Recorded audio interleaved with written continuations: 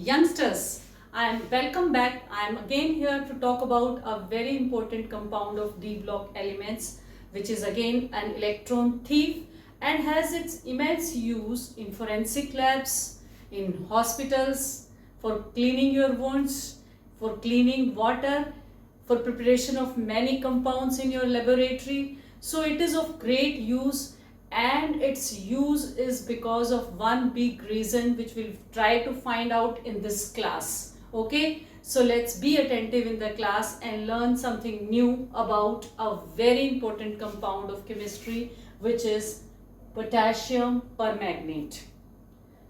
D block का element जो manganate है बेटा, मैंगनीज आयन है, उसका ये कंपाउंड है जिसका नाम है potassium permanganate.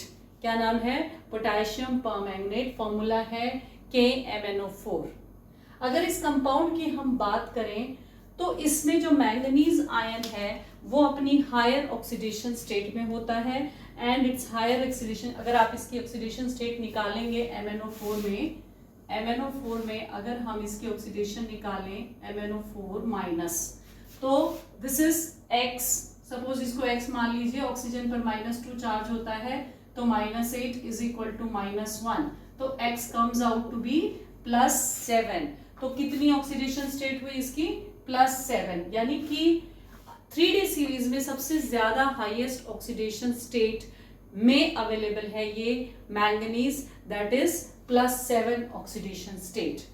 Later on in the class you will find कि बहुत सारी प्रॉपर्टीज जो ऑक्सीडाइजिंग एक्शन ये शो करता है, that is because of this oxidation state only. Because मैं बता देती हूं आपको रीजन कि ये इससे नीचे वाली ऑक्सीडेशन स्टेट जो है ना बेटा +2, उसमें ज्यादा स्टेबल है, और उसमें ज्यादा स्टेबल होने की वजह से it gains electron easily and acts as a very good oxidising agent.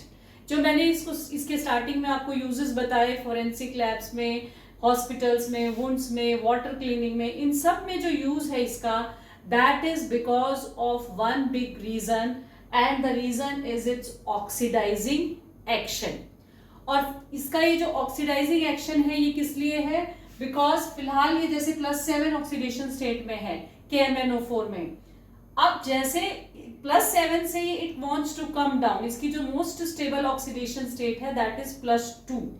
तो +7 से अगर ये +2 में आएगा तो it will have to gain 5 electrons. So it can gain up to 5 electrons and therefore acts as a very good oxidizing agent. So we'll learn few more things about potassium permanganate कि कहाँ पर ये oxidising agent का काम करता है, कैसे करता है, इसका स्ट्रक्चर क्या है, इसकी प्रॉपर्टीज क्या हैं, what are important points of permanganate, potassium permanganate, that we learn in this class. Okay, so first thing is इसका कलर बेटा पर्पल कलर का आयन होता है ये MnO4 minus. You must have seen it in the laboratory also. It is a purple colour compound, and यहां पर आप देखेंगे इसकी ऑक्सीडेशन स्टेट जो है which is +7. This is MnO4 minus. एक और मैंगनीज का आयन बनता है which is MnO4 2 minus. This is manganate ion, this is manganate ion, and this is permanganate ion. ये मैंगनेट है और ये परमैंगनेट है. अब ये जो मैंगनेट और परमैंगनेट है, एक तो इनका जो स्ट्रक्चर है दैट इज टेट्राहेड्रल. दोनों का स्ट्रक्चर कैसा है? टेट्राहेड्रल. जो इंपॉर्टेंट बात है बेटा वो यहां पर ध्यान देने वाली ये है कि जो मैंगनेट है आपका it is paramagnetic in nature, and जो आपका परमैंगनेट है that is diamagnetic in nature. अब क्वेश्चन जो अराइज होता है वो ये है कि why it is paramagnetic and why that is diamagnetic. तो बेटा क्योंकि आपको पता है जब अनपेयर्ड इलेक्ट्रॉन्स होते हैं तो पैरामैग्नेटिक बिहेवियर आता है. अब इसके अंदर अगर आप इसकी ऑक्सीडेशन स्टेट निकालेंगे ना MnO4 2 माइनस की, MnO4 2 माइनस की अगर हम ऑक्सीडेशन स्टेट निकालते हैं तो it comes out to be, let us calculate, it comes out to be +6. इसकी कितनी आती है ऑक्सीडेशन स्टेट? +6. अब +6 में इसकी कॉन्फ़िगरेशन क्या है बेटे? इसकी कॉन्फ़िगरेशन है 3d5 4s2. अब अगर हम इसके 6 इलेक्ट्रॉन्स रिमूव कर दें, 2 यहां से और 4 यहां से, तो it is left with one unpaired electron and because of the presence of this one unpaired electron जो आपका मैंगनेट आयन है MnO4 2 minus which is your manganate ion, it behaves as paramagnetic substance. It is attracted towards the magnetic field. Paramagnetic क्या होते हैं? Which are attracted towards the magnetic field.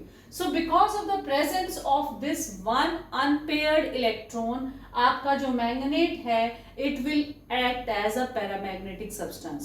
दूसरी तरफ हम permanganate की बात कर लेते हैं। परमैंगनेट की अगर हम बात करें तो it is diamagnetic in nature. कैसे बेटा? देखो इसकी ऑक्सीडेशन स्टेट हमने अभी निकाली थी, कितनी आई? +7 आई। अब +7 ऑक्सीडेशन स्टेट है, इसके अंदर 7 इलेक्ट्रॉन्स हैं, तो अगर सातों के सातों इलेक्ट्रॉन रिमूव कर दिए जाए तो it is not left with any electron, it is left with only single zero, big zero, कुछ भी नहीं बचा इसके पास। 7 के 7 इलेक्ट्रॉन आपने निकाल दिए तो इसके पास तो कुछ बचा ही नहीं बेटे। अगर कुछ बचा नहीं है तो it will act as diamagnetic, it is diamagnetic in nature. So ये बहुत इंपॉर्टेंट क्वेश्चन बन जाता है आपका एग्जाम पॉइंट ऑफ व्यू से, why this is paramagnetic and why this is diamagnetic. तो it has presence of one unpaired electron, जबकि आपके परमैग्नेट में ऐसा नहीं है। +7 ऑक्सीडेशन स्टेट होने के कारण it loses all it's electron and is not left with any of the electron to show paramagnetism. तो ये डायमैग्नेटिक है and this is paramagnetic. इस बात का ध्यान रखेंगे बेटा आप। उसके बाद आपका आता है प्रिपरेशन। इसका मेथड ऑफ प्रिपरेशन क्या है? तो बेटा है तो क्या, you have to cram these things, ये तो ये आपको याद करनी पड़ेंगी इक्वेशंस, बट स्टिल मैं थोड़ा सा समझा देती हूँ, आपको समझ आ जाएगा। देखो एक आपने जैसे क्रोमाइट डायक्रोमेट में पढ़ा था हमने, क्रोमाइट ओर से डायक्रोमेट बनाया था, बिल्कुल वैसे ही यहाँ पर हम पायरोलुसाइट ओर लेंगे। कौन सा ओर लेंगे? पायरोलुसाइट। ये पायरोलुसाइट ओर जो है MnO2 पायरोलुसाइट ओर जब आप लेंगे, इसको जब हम KOH की प्रेजेंस में एल्कली मीडियम में, KOH बेसिक नेचर में है, एल्कली मीडियम में अगर ट्रीट करेंगे तो हमें मिलेगा पोटेशियम मैंगनेट। क्या मिलेगा? Manganate K2MnO4 which is green in colour.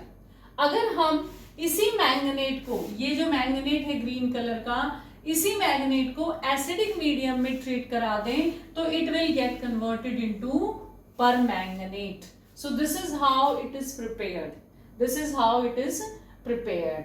इसके अलावा एक और मेथड है इसका प्रिपरेशन का, विच इज लेबोरेटरी मेथड। क्या करना है आपको? Mn+2 लेना है। Mn+2 को परऑक्सो डाइसल्फेट की प्रेजेंस में जब आप ट्रीट करेंगे, H2OH 2 माइनस होता है ये peroxo disulphate, and with water obviously आपको लेना ही पड़ेगा। It will get converted into your permanganate ion. Okay, permanganate ion with balancing of equation. ये जो डाइसल्फेट है ये किस में कन्वर्ट हो जाएगा? सल्फेट में कन्वर्ट हो जाएगा बेटा, और साथ में you have to take acidic medium. तो इस तरह से आप जो है इसको एसिडिक, इसमें laboratory, this is laboratory method of preparation of potassium permanganate. तो हमने क्या सीखा? पायरोलुसाइट ओर लेना है आपको, उसको बेसिक जो एल्कली है उसके साथ ट्रीट कराना है, that will get converted into manganate ion K2MnO4। उस मैंगनेट आयन को जब आप एसिडिक मीडियम में ट्रीट करेंगे तो that will get converted into permanganate ion. So that's how permanganate is prepared. यहाँ पर एक बहुत इंपॉर्टेंट पॉइंट है बेटा कि हीट का इस पर क्या एक्शन होगा। इसका एक्शन ऑफ हीट पे ये इन दो चीजों में कन्वर्ट हो जाएगा, ठीक है। So that is action of heat. अब इसके डिफरेंट रिएक्शंस हैं, यहाँ पर आप समझने की कुछ बहुत इंपॉर्टेंट चीजें हैं बेटा। जैसे हमने देखा ना, डाइक्रोमेट आयन तो एसिडिक मीडियम में ही काम कर रहा था, पोटेशियम डाइक्रोमेट जो है वो एक तरह के मीडियम में ही काम कर रहा था, दैट वाज एसिडिक मीडियम। लेकिन हमारा ये जो पोटेशियम परमैंगनेट है, it acts differently into acidic, basic and neutral medium. Acidic, basic और न्यूट्रल मीडियम में ये अलग अलग तरीके से काम करता है। यहाँ पर समझने की बात ये है बेटा कि ये ऑक्सीडाइजिंग एक्शन का काम करता ही कैसे है। कोई भी स्पीशीज ऑक्सीडाइजिंग, ये बहुत इंपॉर्टेंट बात है कि कोई भी स्पीशीज ऑक्सीडाइजिंग एक्शन का काम करती ही कैसे है। देखो बेटा, होता क्या है, जैसे ये MnO4 माइनस है, अब ये MnO4 यहाँ पर +7 ऑक्सीडेशन स्टेट में है, लेकिन ये आना चाहता है, इसकी जो मोस्ट स्टेबल ऑक्सीडेशन स्टेट है वो है +2, so it wants to come back to its original position Mn+2, it's normal this position Mn+2। अब यहाँ पर जब ये आना चाहता है तो इसको क्या करना पड़ेगा, इसको इलेक्ट्रॉन गेन करना पड़ेगा, और इसके साथ MnO4 में जो ऑक्सीजन लगी हुई है उस ऑक्सीजन को हटना पड़ेगा। ध्यान दीजिए, बहुत इंपॉर्टेंट बात है, उस ऑक्सीजन को हटना पड़ेगा, तभी तो ये Mn+ फॉर्म में आएगा और तभी ये इलेक्ट्रॉन लेगा। अब एक्चुअल में केमिस्ट्री क्या इन्वॉल्व है यहाँ पर बच्चों, कि जब बहुत ज्यादा एसिडिक मीडियम होता है तो आपको पता है कि उसके अंदर बहुत सारे H+ आयंस होते हैं। जब बहुत सारा एसिडिक मीडियम होता है तो there are lot of H+ ions. अब क्या होगा, ये H+ आयंस इस ऑक्सीजन को कंज्यूम कर लेते हैं और वाटर बनकर बाहर निकल जाते हैं। इस बात को आप ध्यान से समझिएगा, ये जो एसिडिक मीडियम आपने दिया इसमें ये H+ आयंस जो हैं ये क्या करेंगे, ये H+ आयंस इस ऑक्सीजन को गेन करेंगे और वाटर बनकर H+ और ऑक्सीजन मिलकर के वाटर बनाएंगे, आपको पता है, बाहर निकल जाएंगे। हमारा जो MnO4 माइनस है वो 5 इलेक्ट्रॉन लेगा, कहां से लेगा, किसी दूसरी स्पीशीज से। कहां से लेगा, किसी दूसरी स्पीशीज से 5 इलेक्ट्रॉन गेन करेगा और अपने आप को +2 ऑक्सीडेशन स्टेट में स्टेबल करने की कोशिश करेगा, स्टेबल हो जाएगा। So that's how an oxidising agent works. Oxidising agent काम कैसे करता है, ऑक्सीजन को लूज करेगा यहाँ से, वो ऑक्सीजन रिलीज हो जाएगी, और जब मीडियम बहुत ज्यादा एसिडिक है, जैसे इस केस में मीडियम बहुत एसिडिक है, तो वो ऑक्सीजन H+ के साथ कंबाइन होगी, वाटर बनाएगी, तो ऑक्सीजन निकल गई, रह गया क्या हमारा Mn+7 फॉर्म में। अब ये इलेक्ट्रॉन गेन करेगा, किससे गेन करेगा, जिसको ये ऑक्सीडाइज करेगा, वो हम मैंने यहाँ लिख रखे हैं, देखो ये किस किस से ऑक्सीजन गेन इलेक्ट्रॉन गेन कर सकता है और कैसे। जब ये इलेक्ट्रॉन गेन करेगा, ये जो आयोडाइड है I-, this is iodide ion, ये अपना एक इलेक्ट्रॉन लूज करेगा और ये I2 में कन्वर्ट हो जाएगा। ये इलेक्ट्रॉन लूज करेगा, इस इलेक्ट्रॉन को Mn+7 गेन करेगा, और इस तरह से 5, यहाँ पर आपको 5 मल्टीप्लाई करना पड़ता है इलेक्ट्रॉन्स को इक्वल करने के लिए। तो यहाँ पर कितने इलेक्ट्रॉन, ये 5 इलेक्ट्रॉन गेन करके ये किस में कन्वर्ट हो जाएगा, Mn+2 में। तो ये ध्यान देने वाली बात है बेटे, बच्चे बहुत कंफ्यूज होते हैं इसमें कि कौन से मीडियम में कहाँ पे क्या बनेगा। आप अगर इस कॉन्सेप्ट को समझ लेंगे तो आपको बिल्कुल क्लियर हो जाएगा कि किस मीडियम में क्या बनेगा। देखो एसिडिक मीडियम में हमारे पास बहुत सारे H+ हैं, बहुत सारे H+ हैं, तो सारा ऑक्सीजन, सारे के सारे ऑक्सीजन को वो ले जाएंगे और आपके पास बचेगा सिर्फ Mn+2। समझ गए। अब मान लो मीडियम न्यूट्रल है तो उसमें एसिड H+ भी है, OH- भी है, लेकिन H+ थोड़े से कम मात्रा में अवेलेबल है, तो क्या होगा, जो हमारे MnO4 का ऑक्सीजन है उसको ये वाटर ले तो जाएगा, लेकिन पूरी तरह से सभी ऑक्सीजन्स को लेके नहीं जा पाएगा, और जो प्रोडक्ट बनेगा वो बनेगा MnO2, यानी कि there are some oxygens which are still left here, जो अभी भी यहाँ बच गए हैं। कुछ तो पानी के साथ चले गए, सारे क्यों नहीं जा पाए मीडियम, एसिडिक मीडियम के साथ, क्योंकि बहुत ज्यादा H+ की अवेलेबिलिटी नहीं है, इसलिए सारे ऑक्सीजन नहीं जा पाए यहाँ से, सिर्फ कुछ ही ऑक्सीजन गए और यहाँ रह गया MnO2। ठीक है। अब बेसिक मीडियम में तो H+ है ही नहीं, बेसिक मीडियम में तो H+ है ही नहीं, तो ये सिर्फ एक ही इलेक्ट्रॉन गेन करता है और अपने आप को MnO4- से MnO4 2- में कन्वर्ट कर लेता है। तो इस तरह से आपको याद रहे, देखो एसिडिक मीडियम में बहुत सारे H+ होने के कारण यहाँ से सारी ऑक्सीजन ले जाते हैं, न्यूट्रल मीडियम में थोड़ी कम ऑक्सीजन होने के कारण यहाँ से कम 2 ऑक्सीजन ले जाते हैं, आधी ऑक्सीजन ले जाते हैं और 2 ऑक्सीजन यहीं रह जाती है, जबकि बेसिक मीडियम में कोई ऑक्सीजन तो गई नहीं, it has just gained 1 electron. ठीक है, तो इस तरह से ये तीनों आपको याद रह जाएंगे, बिल्कुल याद रहे, अब आपको बिल्कुल भूलेंगे ही नहीं कभी भी। अगर आप इस कॉन्सेप्ट को समझ गए, यू विल नेवर फॉरगेट कि एसिडिक मीडियम में जब आप रट्टा लगाते हैं तो आप भूलते हैं, अगर आप कॉन्सेप्ट को समझ लेंगे कि क्यों ऐसा बन रहा है तो आप नहीं भूलेंगे उस चीज को। ठीक है, आई होप ये बात आपको क्लियर हो गई होगी। अगर नहीं क्लियर हुई है आप रिवाइंड करके दोबारा देख सकती थे, दोबारा देखिए उसको, लेकिन इसको अच्छे से समझिए कि मैं क्या कहना चाह रही हूँ। ठीक है, अब हमें पढ़ना है कि ये क्या क्या काम करता है, एसिडिक मीडियम में इसके क्या क्या रिएक्शंस होते हैं। तो बेटा आपकी बुक में जो रिएक्शंस दिए हुए हैं, आयोडाइड आयन को ये आयोडीन में कन्वर्ट करता है, Fe+2 आयन को Fe+3 में कन्वर्ट करता है, यानी उसको ऑक्सीडाइज कर रहा है, और खुद क्या हो रहा है, रिड्यूस हो रहा है। ऑक्सलेट आयन C2O4 को कार्बन डाइऑक्साइड में कन्वर्ट करता है। सल्फाइड आयन जो H2S में मौजूद है उसको सल्फर आयन जो मौजूद है उसको सल्फाइड आयन में कन्वर्ट करता है। Sorry, this is sulphide H2S2- two sulphur. SO3 sulphide को सल्फेट में कन्वर्ट करता है और नाइट्राइट को नाइट्रेट में कन्वर्ट करता है। So these are the things. ये आयोडाइड को आयोडीन में, ferrous ferric, oxalate carbon dioxide, sulphide sulphur, SO3 SO4, NO2-, NO3-, इस तरह से ये ऑक्सीडाइजिंग एक्शन अपना शो करता है। और बेसिक मीडियम में it shows two important reactions. ध्यान दे बेटा कि अगर मीडियम एसिडिक होगा तो आयोडाइड आयन आयोडीन में कन्वर्ट होगा, लेकिन यही मीडियम अगर एसिड बेसिक होगा तो आयोडाइड आयन आयोडेट में कन्वर्ट होगा, IO3-। ये बहुत इंपॉर्टेंट क्वेश्चन है, ये आपसे मीडियम के को देकर के आयोडाइड का रिएक्शन पूछा जा सकता है। ठीक है, एंड थायोसल्फेट को सल्फेट में कन्वर्ट करेगा। ये याद करने पड़ेंगे आपको। थोड़ा सा आप ये भी समझ लीजिए कि आप अगर ये आ जाते हैं तो इक्वेशन को कैसे लिखेंगे, कैसे लिखने हैं आपने, रिएक्शन को शो कैसे करना है। देखो बेटा, अगर आपको एसिडिक मीडियम में रिएक्शन करवाना है तो आप एसिडिक मीडियम वाली इक्वेशन पकड़ेंगे, यहां से जो भी है तीनों में से जो एसिडिक मीडियम की इक्वेशन है उसको पकड़ेंगे। MnO4- +8 +5 electrons will give you Mn+2 +4H2।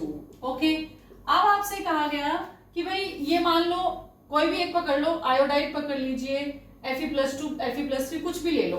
आप ये इक्वेशन ले लो, सपोज आयोडाइड से आयोडीन में कन्वर्ट हो रहा है, आयोडाइड से आयोडीन में कन्वर्ट हो रहा है, तो बेटा इसकी तो -1 से 0 पे जा रहा है ये दिस इज -1 से एक इलेक्ट्रॉन लूज करके ये 0 ऑक्सीडेशन स्टेट पे जा रहा है। इट मींस इसने एक इलेक्ट्रॉन लूज किया है, लेकिन क्योंकि यहाँ पर 2 आयोडीन है तो हमें पहले इसको बैलेंस करना पड़ेगा, तो 2 इलेक्ट्रॉन लूज हुए इसका मतलब। ठीक है, अब ये दोनों इक्वेशंस आपने लिख ली। जब आपसे पूछा गया ना एक्शन शो करिए कि आयोडाइड को कैसे आयोडीन में कन्वर्ट करता है, वो मैं समझा रही हूँ आपको। तो पहले तो ये क्या करेगा, पहले तो आप क्या करेंगे, इसकी अपनी जो एसिडिक मीडियम की रिएक्शन है उसको लिख लीजिए, और फिर इस इक्वेशन को कि ये कर किसको कन्वर्ट रहा है उसको लिख लिया। एटम्स को बैलेंस कर लो और जितने इलेक्ट्रॉन्स उसने लूज किए वो लिख लीजिए। अब क्या करना है आपको, इनको दोनों इक्वेशंस को पहले इनके नंबर ऑफ इलेक्ट्रॉन्स इक्वल करने हैं। अब नंबर ऑफ इलेक्ट्रॉन्स इक्वल कैसे होंगे, इसको आप अगर 5 से मल्टीप्लाई कर दें और इसको अगर आप 2 से मल्टीप्लाई कर दें तो दोनों में कितना इलेक्ट्रॉन, 10 इलेक्ट्रॉन्स आ जाएगा। पूरी इक्वेशन को करना पड़ेगा आपको, तो मल्टीप्लाई करोगे तो क्या होगा, देखो 2MnO4- +16H+ +10 electrons gives you 2Mn+2 +8H2। ये बनेगा, इसको मैंने डबल कर दिया बेटा और कुछ भी नहीं किया, इस इक्वेशन को मैंने डबल कर दिया। और अब इस इक्वेशन का देखो, अगर इसको आप 5 से करोगे तो 5 2 10 आए minus gives you 5I2 +10 electrons. अब ये दो इक्वेशंस आ गई आपके पास, इनको मैं मिटा देती हूँ ताकि आपको कंफ्यूजन ना हो। ये वाली हम मिटा देते हैं। अब आप देखिए, अब ये जो दो इक्वेशंस आपके सामने आ गई है बेटा, इनको आप ऐड कर लीजिए। ठीक है, इनको आप ऐड कर लीजिए, इस साइड वाले इस साइड एक तरफ, रिएक्टेंट्स वाले दोनों के और प्रोडक्ट्स वाले एक तरफ, और इलेक्ट्रॉन से इलेक्ट्रॉन तो कट ही जाएगा, ये कट गया आपका। अब देखिए 2MnO4- +16H+, या फिर पहले ये ले लो 10I- +16H+ gives you 2Mn+2 +5I2, इस साइड है ये 5I2 +8H2O। इस तरह से आप जो है, इस तरह से आपने सारी इक्वेशंस को लिखना है। This is your final equation. कि अगर आपसे कोई पूछे आयोडाइड का action of iodide to iodine acidic medium में शो करिए, तो आपको यहां से एसिडिक मीडियम वाली इक्वेशन उठानी है, पहले वो इक्वेशन लिखनी है यहाँ पर, फिर जो आपको जिसको करना है, जैसे इनमें से किसी को भी करना है उसको पकड़ना है, और जब आप उसको लिखेंगे पहले उसको बैलेंस करिए, अलग अलग दोनों को बैलेंस कर लीजिए। नंबर ऑफ इलेक्ट्रॉन्स बैलेंस करने के लिए किसी एक ऐसे नंबर से मल्टीप्लाई कीजिए जिससे दोनों के इलेक्ट्रॉन्स बैलेंस हो जाएं, और फिर दोनों इक्वेशंस को जोड़ दीजिए। सो दिस इज हाउ आप ये वाली भी और ये वाली भी दोनों इक्वेशंस शो कर सकते हैं। ठीक है, ओके बेटा, ये था आपका आज का इंपॉर्टेंट कंपाउंड जिसको हम पोटेशियम परमैंगनेट कहते हैं। इंपॉर्टेंट बातें एक बार 2 मिनट में रिवाइज करा देती हूँ। इंपॉर्टेंट बात ये है कि जो मैंगनेट आयन है वो पैरामैग्नेटिक होता है नेचर में, और परमैंगनेट आयन जो है it is diamagnetic in nature. Preparation हो गई हमारी। एक्शन ऑफ हीट क्या होगा कि MnO4 जो है K2MnO4 MnO2 में चेंज हो जाएगा। ये तीनों रिएक्शंस आपको पक्का याद होनी चाहिए क्योंकि ये अलग अलग मीडियम में हो रही हैं। इसका आपको रीजन समझ आ गया है, मैंने वीडियो के दौरान समझाया आपको, तो आपको इसको अब क्लियर होना चाहिए कि जब एसिडिक मीडियम में होगा तो Mn+2 बनेगा, न्यूट्रल में MnO2 और बेसिक मीडियम में MnO4-, ओके, 2-। तो इस तरह से आपका ये जो है ये बेसिक रिएक्शंस है कि किसको किस में आयोडाइड करेगा, ऑक्सीडाइज करेगा, सॉरी, ऑक्सीडाइजिंग नेचर की वजह से ही जितने भी इसके यूजेस हैं बेटा, they are because of its oxidising nature, because ये इलेक्ट्रॉन को गेन करता है। इट इज इलेक्ट्रॉन थीफ, चुरा लेता है, जहां से मौका मिलेगा वहीं से ये इलेक्ट्रॉन चुरा लेगा। So that's all for today's class. बेटा अगर आपको समझ आ रहा है पढ़ाया, please don't forget to subscribe the channel. Thank you so much. Stay happy, stay healthy and stay focused. Thank you.